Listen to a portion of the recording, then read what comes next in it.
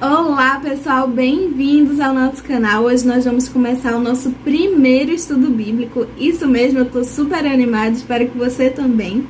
E o nosso estudo vai ser sobre a origem.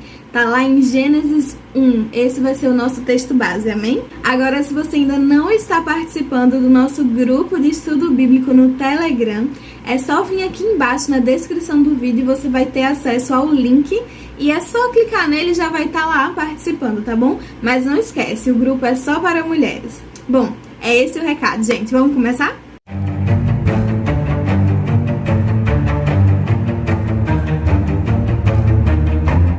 Antes de tudo, eu quero fazer uma introdução para vocês a respeito desse primeiro capítulo, né? Então, o livro todo de Gênesis, assim como grande parte do Pentateuco, que são os primeiros 5 livros da Bíblia, ele foi escrito por Moisés, né? O mais provável é que ele tenha sido escrito por Moisés.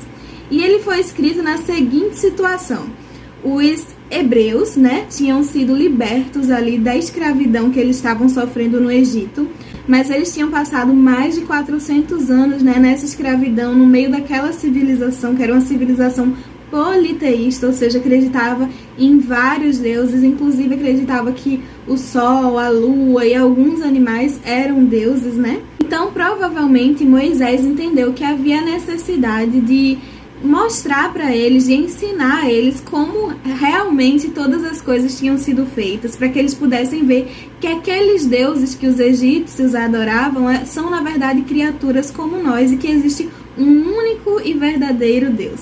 Então, provavelmente era isso que ele tinha em mente quando ele escreveu o primeiro capítulo, né, de Gênesis, claro que inspirado pelo Espírito Santo.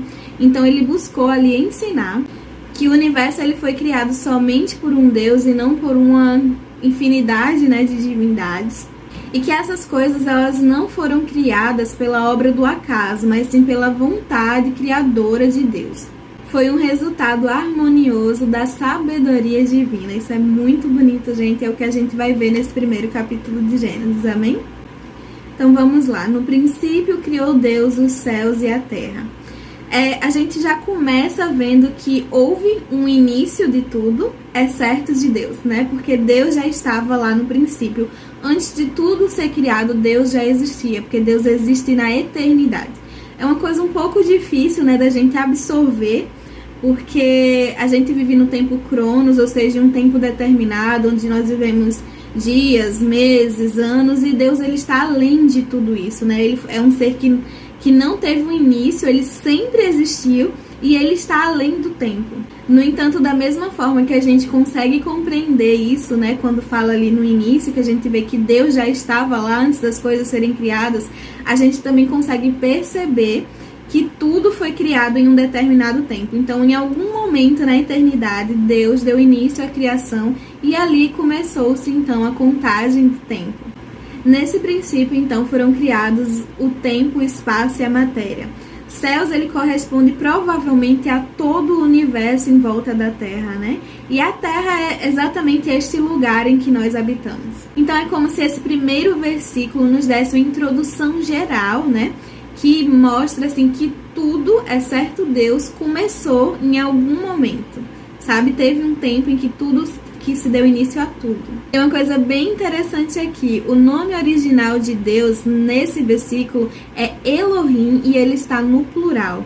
Por isso, muitos estudiosos acreditam que, embora Deus seja um, há uma pluralidade na divindade que já está expressa aqui desde o primeiro versículo de Gênesis, né? Porque nós sabemos, na revelação que tivemos no Novo Testamento, que existe Deus Pai, Deus Filho e Deus Espírito Santo. No entanto, para alguns estudiosos, apesar dessa palavra ela estar no plural, a expressão tem mais o sentido de intensidade, potencialidade do que de número. E seria mais ou menos algo como poderoso, mas nessa expressão diria-se poderosíssimo.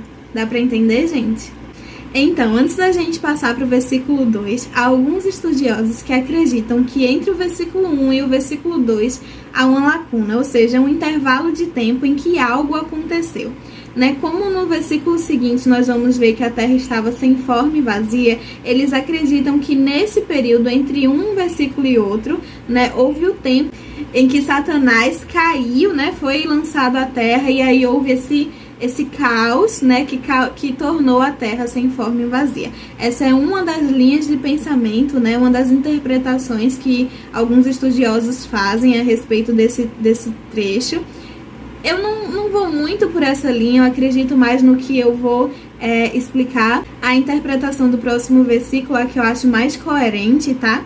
Então eu não sigo muito essa linha aí de interpretação desses estudiosos. Mas é isso, vamos para o segundo versículo? Era a terra sem forma e vazia, trevas cobriam a face do abismo, e o Espírito de Deus se movia sobre a face das águas. Então, a minha linha de interpretação em relação a esse versículo é mais no sentido de que Deus fez a terra numa esfera bruta, como um diamante, que você pega ali a pedra bruta e vai lapidá-lo. Eu acredito mais nessa linha, que Deus criou os céus e a terra de uma forma bruta e depois ele foi moldando, né, dando forma e preenchendo os lugares, como a gente vai ver nos versículos seguintes. Mas até mesmo se a gente for observar assim como tudo é gerado na terra, seja na natureza ou até através das nossas próprias vidas, nós podemos ver que as coisas não acontecem no instantâneo, né?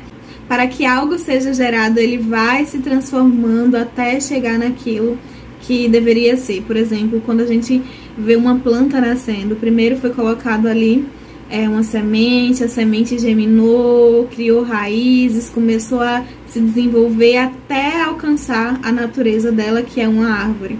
Um bebê é a mesma coisa, você vai ver um espermatozoide sendo unido com um óvulo e ali vai sendo gerado, né? A vida, o corpo do bebê até que ele esteja pronto para nascer e depois ele vai se desenvolvendo até se tornar um homem ou uma mulher. Então é possível que a gente veja que as coisas de Deus normalmente não são no instantâneo, elas passam por um processo em que tudo vai sendo gerado partindo da palavra do Senhor, como nós veremos em seguida. Essa parte de trevas cobriam a face do abismo, né? O abismo ele pode ser considerado algo muito profundo que estava imerso nas trevas, ou seja, imerso na escuridão, uma escuridão total. Quem sabe, agora eu tô parafraseando, tá, gente? Isso não tá na Bíblia. Mas eu consigo imaginar, se a gente for usar a imaginação, que pode ser a questão do universo que nos rodeia antes das luzes serem criadas. Tanto que nesse momento aqui a luz ainda não havia sido criada. Então, é como se a gente pudesse imaginar todo esse universo sem nenhuma luz, né? Então, ele estava imerso nas trevas, coberto de trevas. Uma coisa interessante da gente notar é que Deus não fala ou não fica expresso nesse capítulo que fala sobre a criação quando foi criado, né, as trevas, o abismo e as águas. Não há assim uma referência explícita de quando eles foram criados. Será que quando Deus criou os céus e a terra, eles já estavam inclusos nesse pacote, né? Então ali automaticamente já foi gerado também a água, as trevas e o abismo? Fica essa questão, né? Mas então, essa resposta verdadeiramente a gente só vai ter quando a gente estiver na eternidade com Deus, né? Mas amém por isso. Vamos lá? Então, aí a gente já tem menção desde o segundo versículo aqui, né? De Gênesis a respeito do Espírito Santo. Então, o Espírito Santo, ele estava lá no princípio junto com Deus, né? Agindo sobre a criação. Acho que a parte mais importante para a gente compreender aqui é justamente isso, que a ação do Espírito Santo já estava ocorrendo ali, né, quando Deus estava criando tudo. Então nós vemos Deus Pai, Deus Filho e Deus Espírito Santo criando tudo, e a gente vai compreender isso melhor nos próximos versículos, amém? Então, seguindo, disse Deus, haja luz e houve luz.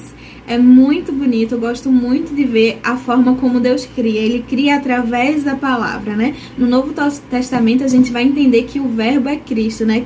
Cristo é o verbo encarnado. Então, assim, a gente já consegue ver, como eu disse a vocês, a ação tanto de Deus, quanto de Cristo, por meio da palavra, quanto do Espírito Santo que estava ali se movendo sobre a criação desde o princípio. Então é possível a gente já conseguir enxergar um pouco isso por nós termos a revelação no Novo Testamento de que Jesus é o verbo vivo de Deus. Então, a criação de Deus é gerada por meio da sua palavra. Tudo aguarda a ordem expressa, falada de Deus para ser criado. Nós podemos confirmar isso lendo lá Salmos, capítulo 33, versículo 9, que diz assim: pela palavra do Senhor foram feitos os céus, porque Ele falou e logo se fez. Ele mandou e logo apareceu. E é assim que Deus trabalha na criação.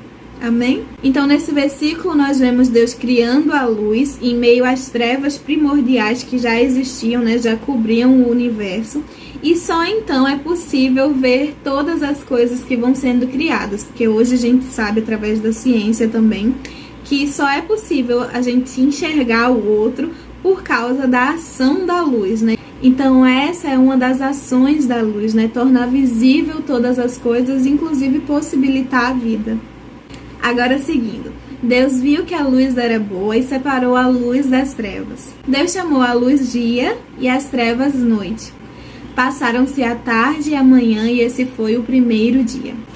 Deus faz a separação da luz e das trevas, né? A gente consegue ver bem isso no decorrer do nosso dia. Tem um período em que a luz é predominante, então tá tudo, não tem trevas, né? A treva tá totalmente dissipada. E em outro momento, as trevas são predominantes, mas nós conseguimos enxergar tudo ao nosso redor, porque ainda há ação da luz. Então, apesar de quando a luz se sobressai e as trevas serem dissipadas, quando as trevas estão se sobressaindo, a luz ainda possibilita a visão de tudo, né? Ela ainda está presente ali numa menor escala. E assim é formado o nosso dia, né? Então, na verdade, quando a luz está predominando, Deus chamou esse momento de dia. E quando as trevas são mais predominantes, Deus chamou esse momento de noite. É interessante a gente notar também que Moisés, ele calculava o dia de acordo com o método oriental. Então, era do pôr do sol ao pôr do sol. Ele não falava assim, dia e noite, como a gente fala, né? Mas sim tarde e manhã. Não consigo ainda perceber bem como funcionava isso, mas é importante, é uma curiosidade, né, aqui pra gente. Na antiguidade, quando uma pessoa dava nome a algo ou alguém, significava ter posse, governo, né, domínio sobre aquilo. Então, quando Deus deu nome às suas criações, mostrava isso também. Provavelmente demonstrava isso, o governo dele, a autoridade, o poder dele sobre aquela coisa ou aquela pessoa que ele estava dando nome. Vamos seguir? Depois disse Deus: haja entre as águas um firmamento que separe as águas das águas. Então Deus fez o firmamento e separou as águas que ficavam embaixo do firmamento das que ficavam por cima. E assim foi. Passaram-se tarde e manhã e esse foi o segundo dia. Então, no segundo dia, Deus fez o firmamento, né? A atmosfera. É considerado, como a própria palavra diz, o céu ou o universo, pra gente ser mais extenso, né? E é justamente o lugar onde mais na frente a gente vai ver que Deus vai colocar os luminares, né? O céu, a lua, as estrelas. Mas vamos deixar isso para os versículos seguintes. E disse Deus: ajuntem-se num só lugar as águas que estão debaixo do céu, e apareça a parte seca. E assim foi. A parte seca Deus chamou terra, e chamou mares ao conjunto das águas. E Deus viu que ficou bom. Aqui a gente pode observar então, né, que o planeta ele estava coberto de água até Deus fazer a separação. E a terra ela foi formada da água e fundada sobre os mares. E os mares eles não podiam ultrapassar os limites que Deus impôs. O que a gente também consegue observar é que quando Deus fez essa separação, né, o que parece mais lógico aqui nesse versículo e também quando nós lemos os outros capítulos, é que formou-se uma única porção de terra. Em geografia, não sei se vocês vão lembrar, mas a gente estuda sobre um supercontinente, né, onde todas as terras, todos os países que hoje existem separadamente, eles estavam unidos numa única porção de terra, por isso chamado supercontinente. E o nome que se dava a esse supercontinente, né, era Pangeia. Vocês podem dar uma pesquisada a respeito disso. Então, é mais uma coisa que a ciência ela acaba trazendo pra gente, confirmando que está na Bíblia. Não que a Bíblia seja um livro científico, nem busque provar nada, sabe, gente? O intuito da Bíblia é instrução. Então, assim, a Bíblia não está preocupada em provar o que ela diz ou, enfim, ser cientificamente comprovada. Aqui eu tô fazendo só um paralelo, porque eu acho sempre bom trazer outras informações, né? Mas é isso, vamos continuar. Então disse Deus: cubra-se a terra de vegetação, plantas que deem sementes, e árvores cujos frutos produzam sementes, de acordo com as suas espécies, e árvores cujos frutos produzem sementes, de acordo com as suas espécies. E Deus viu que ficou bom. Passaram-se a tarde e a manhã, esse foi o terceiro dia. Nesse dia a gente consegue ver, né, toda a vegetação sendo criada e a conclusão assim da formação da terra em si sendo finalizada também. A gente pode dividir a obra da criação de Deus em duas fases. As três primeiras que nós vimos até agora seria Deus dando forma ao ambiente, né? Então os ambientes, né, que são a terra, os mares e o céu. E nos 3 próximos dias a gente vai conseguir ver, né, enxergar ele preenchendo cada um desses ambientes. Mas sigamos. Disse Deus: haja luminares no firmamento do céu para separar o dia da noite. Sirvam eles de sinais para marcar estações, dias e anos. E sirvam de luminária no firmamento dos céus para iluminar a terra. E assim foi. Deus fez os 2 grandes luminares, o maior para governar o dia e o menor para governar a noite. Ele fez também as estrelas. Deus os colocou no firmamento do céu para iluminar a terra, governar o dia e a noite e separar a luz das trevas. E Deus viu que ficou bom. Passaram-se tarde e manhã, este foi o 4º dia. Então, os 2 grandes luminares que a gente vê aqui nesse versículo são o Sol e a Lua, né? Mas parece que esses nomes deles foram propositalmente evitados.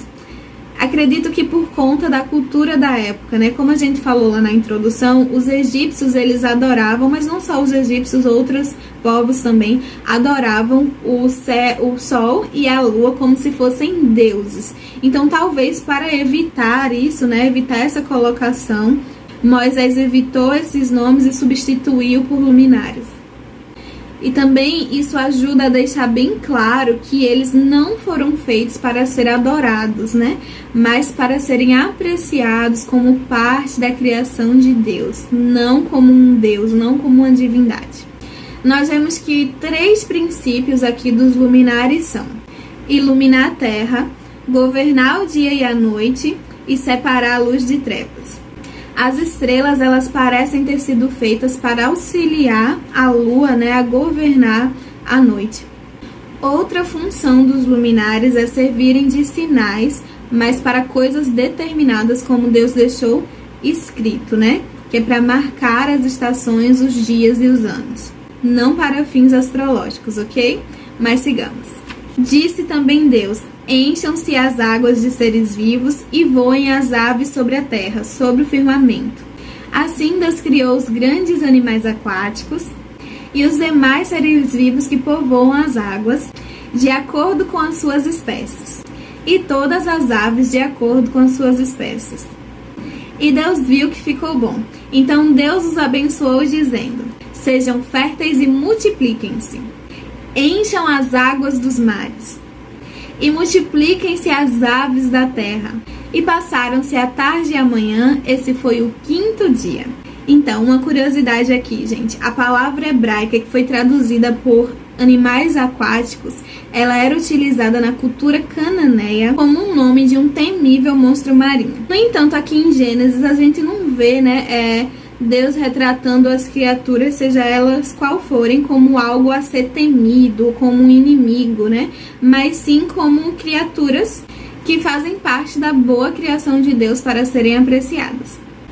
Então, há alguns estudiosos que acreditam que esse termo, na verdade, ele faz referência às baleias, né? Porque ele fala assim, grandes animais aquáticos. Então, eles acreditam que esses grandes animais aquáticos que o texto se refere sejam as baleias. Já em relação a aves, ele não está falando somente aqui dos pássaros, né? Mas de todos os seres que voam, incluindo os insetos. Então, borboletas, todo ser que voa está incluso aqui nessa criação, sendo denominado, né, no geral, como aves. Agora, com essa criação, né, dos seres vivos, da água e do ar, a gente consegue ver um novo ato divino surgindo, né, que é a bênção. E ela está ligada especificamente ao dom da vida. A gente pode perceber que o mundo vegetal é diferente do mundo animal, né? Por isso foi necessário que Deus abençoasse, porque somente Deus pode prover a vida.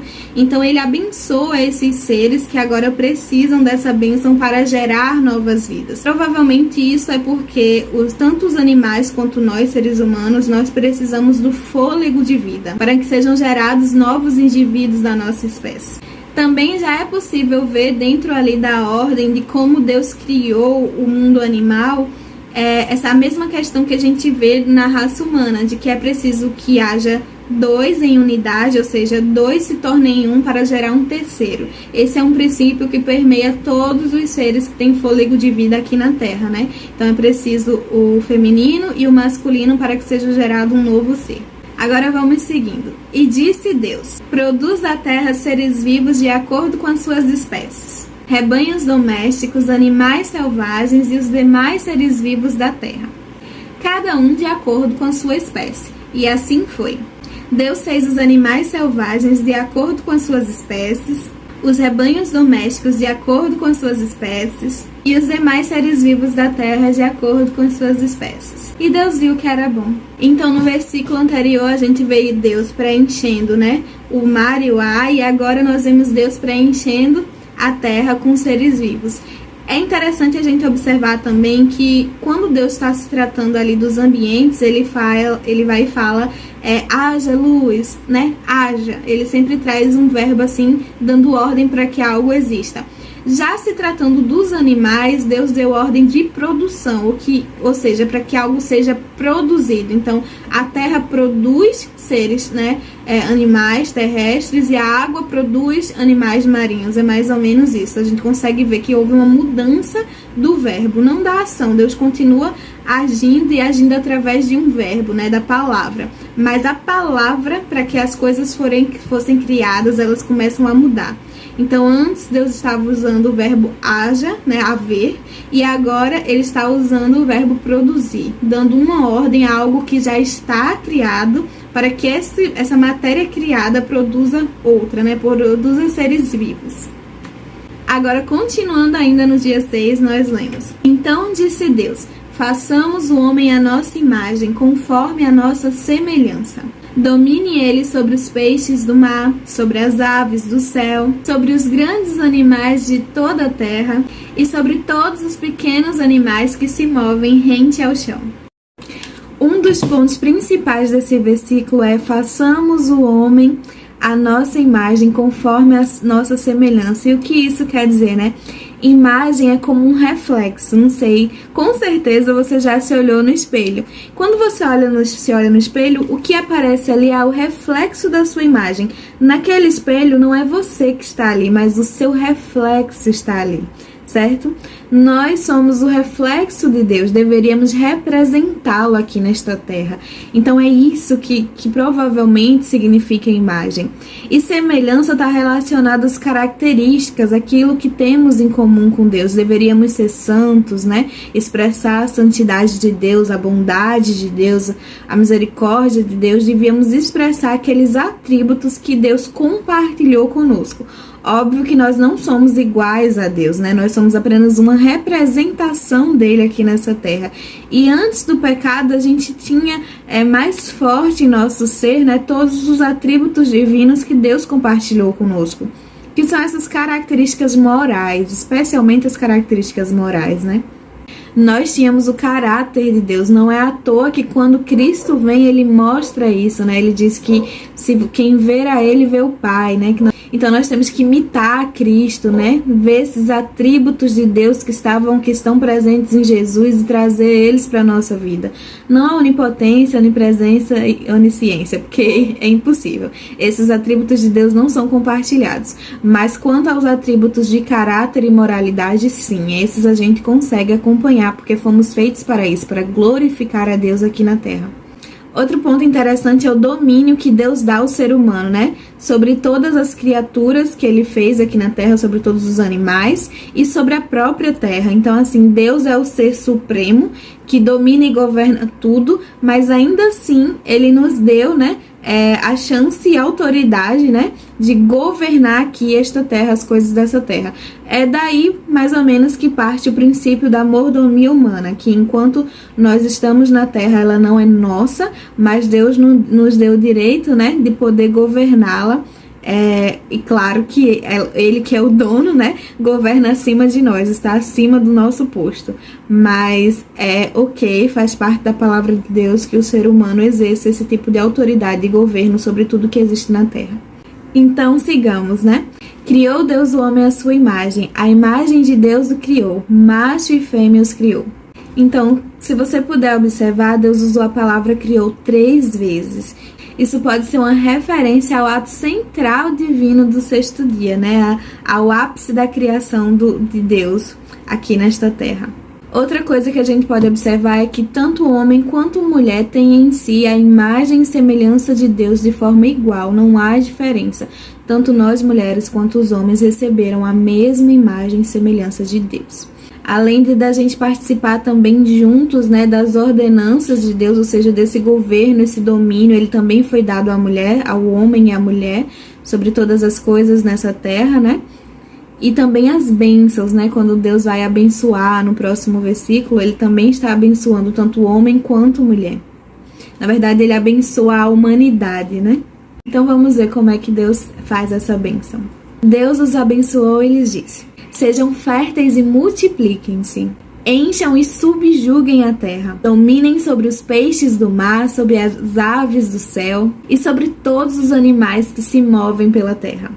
Então, a humanidade começa, né, a sua jornada na Terra, a sua jornada na vida, para ser mais exata, com essa bênção, a bênção de poder ser dominador, de ter autoridade, de governar esta Terra e também de se multiplicar, né, essa bênção de gerar a vida. Claro que o fato de não ser permitido, né, governar tudo, não significa que a gente pode destruir, despojar ou explorar as criações de Deus, né? Mas sim cuidar delas e usá-las a serviço do Senhor e da humanidade. Vamos para o próximo versículo. Disse Deus: eis que lhes dou todas as plantas que nascem sobre toda a terra, e produzem sementes, e todas as árvores que produzem frutos com sementes. Elas servirão de alimentos para vocês.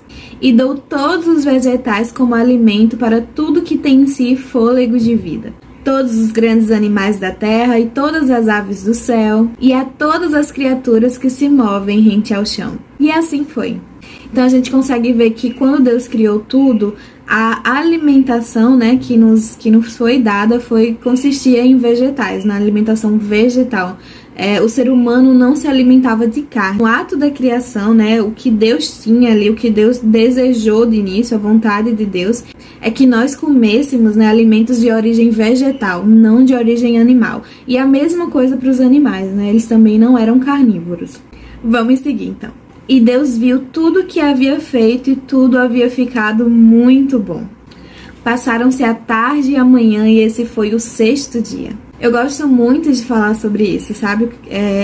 Toda vez que Deus terminava uma criação, você pode ver aí, analisar os versículos anteriores. Toda vez que ele terminava de criar algo, ele olhava para aquilo, né? Eu creio que ele olhava, mas ele via e falava assim: ficou bom, né? Eu repetia isso aí todos os dias da criação que a gente acabou de ler. Deus faz essa constatação. Mas no último dia, quando ele olha para tudo, depois de ele criar o ser humano, foi no sexto dia que ele olha, que ele contempla tudo, ele diz: ficou muito bom. E isso é algo muito legal, muito interessante da gente observar, porque tudo que Deus fez foi bom.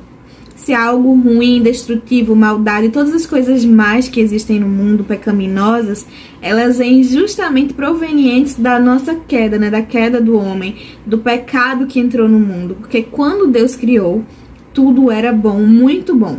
E isso também faz parte do caráter de Deus. Um Deus bom cria coisas boas, né? Então a gente tem que estar sempre atento a isso. Não acreditar a Deus a maldade, as coisas ruins que acontecem, ou como tudo tá muito ruim. Isso é culpa nossa, fomos nós que colocamos tudo isso aqui nessa terra. Quando Deus a criou e deu para nós, ele deu tudo muito bom, não só bom, muito bom. Então nós acabamos agora o primeiro capítulo de Gênesis e conseguimos, né, observar como foi feito, como que se deu a origem de tudo, né? Foi muito lindo, eu acho muito lindo a forma de Deus criar. E também é bonito que toda vez que a gente, é importante na verdade, que toda vez que a gente leia a Bíblia, que a gente busca estudar a Bíblia, a gente também procure ver o que a gente pode aprender sobre Deus naquela palavra. E a gente pode aprender tantas coisas sobre Deus aqui nesse versículo 1, é tão incrível, né? Ver o poder de Deus da criação, como ele é criativo. Imagina, gente, a quantidade de seres que existem nessa terra, de animais. E Deus foi quem criou cada uma dessas coisas, cada detalhe, cada árvore, cada flor, cada fruto, né? Cada sabor, cada cor. Então, assim, é muito bonito de ver isso em Deus, ver a bondade de Deus, né? Eu costumo pensar que Deus fez conosco como uma mãe e um pai faz, né? Que quando eles estão esperando um bebê, às vezes o bebê ainda é uma ideia ou já tá gerando ali, já tá crescendo no ventre, mas antes do bebê chegar à terra, né, o que ele faz? Os pais pegam, vão preparar um quarto, compram roupinha, compram tudo para quando o bebê chegar já está tudo pronto. E não foi diferente, Deus fez a mesma coisa conosco, Ele preparou todo o universo, né? Toda a terra para que fosse possível a existência do ser humano. E quando Ele terminou de preparar tudo, aí foi que Ele criou o ser humano e colocou no jardim, que é como a gente vai ver no próximo capítulo, né? No próximo estudo. Mas é mais uma forma da gente ver o amor de Deus, o cuidado de Deus, a bondade de Deus, né? Ele nos fez de forma proposital, nós não fomos frutos do acaso. Deus quis, Ele teve vontade de fazer o ser humano, Ele fez isso para a glória dEle, né? Então tudo, nós somos do Senhor, nós somos seres que devemos glorificar o Senhor, nós temos uma origem, nós temos um propósito, Deus nos fez com o propósito de glorificá-lo. Vou repetir isso várias vezes porque algumas pessoas esquecem do propósito que tem nessa vida, né? E às vezes a gente precisa voltar lá atrás, pro início de tudo, para poder entender, né, o porquê nós estamos nessa terra. Existe um porquê, gente. Deus não faz nada à toa. A gente consegue perceber também como Deus faz as coisas de forma ordeira, sabe? Tem uma ordem, Ele segue uma ordem. Não é nada no caos, não é nada bagunçado. Ele tem passo a passo. É processual também. Deus podia fazer. Claro que Ele podia fazer no piscar de olhos, gerar tudo automaticamente, mas Ele faz processo por processo, Ele parece ser detalhista, né? E busca isso, e a gente vê isso, como eu já falei anteriormente, a gente vê na criação que tudo que é gerado é processual. Não é à toa que as coisas que acontecem na nossa vida também são processuais. A gente pode ver no decorrer da Bíblia que quando Deus vai trabalhar com a vida de alguém, vai usar alguém, né, para determinado propósito, a pessoa passa por um processo, né? Então ali Moisés passou por um processo antes de poder ser o agente de libertação ali do povo hebreu. José passou por um processo antes de virar governador e poder ajudar, né, no período de fome a muitas pessoas. Davi passou por um processo até chegar no reinado, né? A gente passa por um processo para nascer, as plantas passam por um processo para crescer. Então tudo que Deus faz é gerado através de um processo, mas antes precisa que seja lançada uma palavra dele. Ele precisa lançar uma palavra. Tudo na criação aguarda uma palavra do Senhor para ser gerado. Tudo, gente. Então é isso, espero que vocês tenham gostado desse estudo, que tenha sido edificante. Deixe a opinião de vocês podem me ajudar dizendo no que eu posso melhorar, né? Está começando, é o primeiro vídeo, eu sei que vai ter defeitos, vai ter coisas que não vão ficar tão boas, mas aí vocês vão me ajudando, dando aquele feedback, Paty, melhora nisso, melhora naquilo, ó, faz assim. Então vão me ajudando aí também, gente, né? Se você, mais uma vez eu vou avisar, se você não estiver participando do nosso grupo no Telegram, lá eu mando material de apoio, né, para que você possa fazer seu estudo sozinho antes de ver esse vídeo. É muito importante que todo mundo consiga fazer seu estudo, aprender ali com o auxílio do Espírito Santo e depois vem pra cá só para acrescentar, para tirar dúvida, né? E também lá no grupo do Telegram eu vou tirar dúvida de vocês sobre o que a gente estiver estudando, né? E é isso, então se você ainda não faz parte do grupo do Telegram, vai aqui na descrição do vídeo e clica no link e já participa se for mulher, tá? Que esse grupo é só para mulheres. E eu também queria convidar vocês para irem lá pro Instagram me seguir, eu também posto muito conteúdo lá. É isso, gente, espero que vocês tenham gostado desse estudo. Até o próximo estudo, no próximo sábado, nós vamos falar sobre a humanidade, no capítulo 2 de Gênesis. E não deixa de dar o like aqui nesse vídeo.